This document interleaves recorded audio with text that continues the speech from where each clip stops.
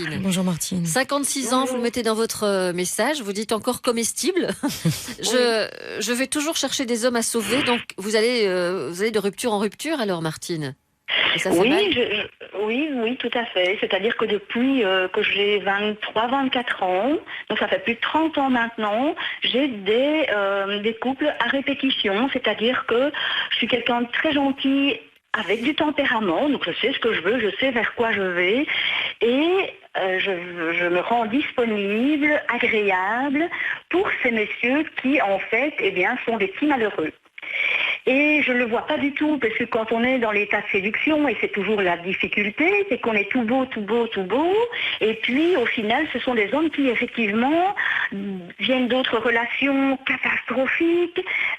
Celui avec lequel je viens de rompre, et c'est très dommage parce qu'on se voit encore de temps en temps, mais c'est un homme en colère. Et j'ai essayé d'adoucir ce côté colérique. J'ai parlé pendant des heures à conseiller, et je me dis, mais qu'est-ce que je fous à 56 ans, ma grande, mais qu'est-ce que tu fais? Et je vois des thérapeutes, j'ai vu des psychologues, je suis en hypnothérapie, donc je me suis prise en charge depuis si longtemps. J'ai dépensé une petite fortune, alors j'ai un petit boulot, je ne sais pas non plus faire ça à long terme parce que ça coûte cher, et je ne trouve pas le thérapeute qui me met en face de moi. Sylvie. Et qui me dit, ma cocotte, ça coince là. Martine. Ouais, c'est moi Sylvie. Martine, c'est elle.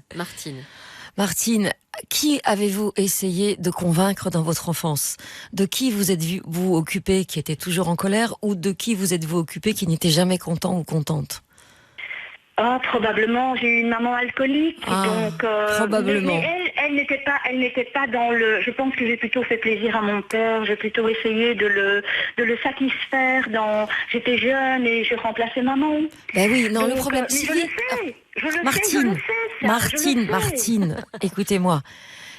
Votre père, il arrive en deuxième position. D'abord, vous avez connu une mère alcoolique. Ça veut dire que cette femme-là, je ne sais pas comment s'exprimait son alcoolisme. Je ne sais pas si vous deviez la ramasser par terre et ramasser les canettes, mais c'est clair que si vous avez remplacé maman, c'est que vous avez fait des choses que d'habitude les mamans font dans la logistique, dans le quotidien. Et ça veut dire que vous êtes en loyauté avec votre mère, mais c'est surtout que vous l'avez portée. Donc vous avez un programme qui dit, moi je suis une bonne fille qui sait porter les gens qui sont excessifs.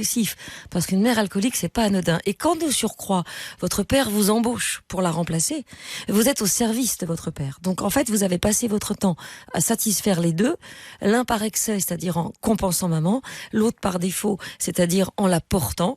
Et chaque fois que vous rencontrez un homme, qu'est-ce qui se passe? Vous vous trouvez régulièrement à porter et à compenser. C'est pour ça que vous passez des heures et des heures à essayer de calmer une colère qui n'est pas calmable. C'est exactement comme si vous aviez demandé à votre mère d'arrêter de boire. Alors, c'est comme si vous aviez demandé à votre père de vous laisser être une petite fille et non pas de vous obliger à vous responsabiliser si jeune. On est toujours dans le premier chapitre, dans les premières pages du livre où vous dites faites un bilan sur comment vous avez grandi, comment vous avez été conçu, désiré dans votre famille, qu'est-ce que vous avez fait finalement et quelle est cette rancune que vous avez toujours, ces colères, ces angoisses par rapport à des choses de l'enfance qui se répercutent toujours de relation en relation, Bénédicte. C'est l'ABC. Dans le cas de Martine, ce qui est intéressant, c'est qu'en fait, elle va voir tous les thérapeutes, mais en même temps, elle ne change rien. C'est-à-dire qu'elle se débrouille pour être finalement toujours en couple avec des personnes qui lui font revivre malheureusement ce que j'appelle l'érotisation, c'est-à-dire qu'elle n'était vivante qu'en étant au service. Et donc probablement qu'il y a les thérapeutes sont peut-être pas forcément adaptés à elle, mais il y a aussi elle qui ne saurait pas qui elle est si elle n'était pas dans ce programme-là. Et ça fait terriblement peur, parce qu'avoir été toujours au service et avoir eu l'habitude de porter l'autre et se découvrir tout à coup dans une relation de réciprocité et d'équilibre, c'est terrifiant.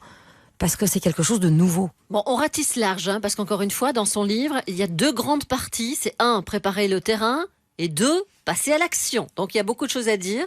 Mais j'ai envie de rebondir sur ce qu'a dit Martine. Comment est-ce que vous avez préparé peut-être le terrain? Comment est-ce que vous avez su qui vous souhaitiez rencontrer? Comment est-ce que vous avez fait le bilan de ce que vous ne vouliez plus? Et surtout, l'ouverture d'esprit par rapport à ce que vous vouliez, peut-être pour la première fois.